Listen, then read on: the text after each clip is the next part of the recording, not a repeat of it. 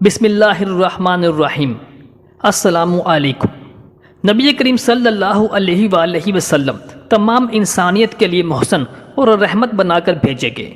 مکہ مکرمہ کے مشرکین جو کہ جاہل اور فطرتاً سخت مزاج کے لوگ تھے، انہوں نے آپ صلی اللہ علیہ وآلہ وسلم کو طرح طرح کی تکلیفیں دیں تاکہ آپ دین حق کی تبلیغ سے باز رہیں۔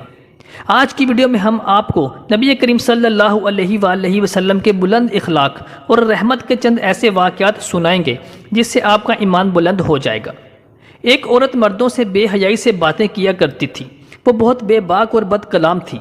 ایک مرتبہ وہ حضور صلی اللہ علیہ وآلہ وسلم کے پاس سے گزری تو حضور سید عالم صلی اللہ علیہ وآلہ وسلم ایک اونچی جگہ پر بیٹھے ہوئے سرید کھا رہے تھے۔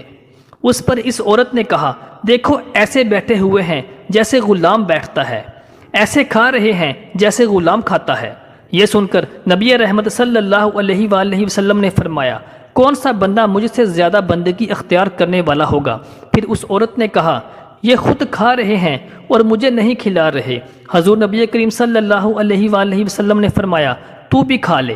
اس نے کہا، مجھے اپنے ہاتھ سے عطا فرمائیں۔ حضور صلی اللہ علیہ وآلہ وسلم نے اس کو دیا تو اس نے کہا، جو آپ کے منہ میں ہے اس میں سے دیں۔ آپ صلی اللہ علیہ وآلہ وسلم نے اس میں سے دیا۔ اس کھانے کی برکت سے اس پر شرم و حیا غالب آ گئی اور اس کے بعد اپنے انتقال تک کسی سے بے حیائی کی کوئی بات نہ کی۔ عجم کے بادشاہ نے ایک تجربہ کار طبیب کو حضور صلی اللہ علیہ وآلہ وسلم کی خدمت میں روانہ کیا۔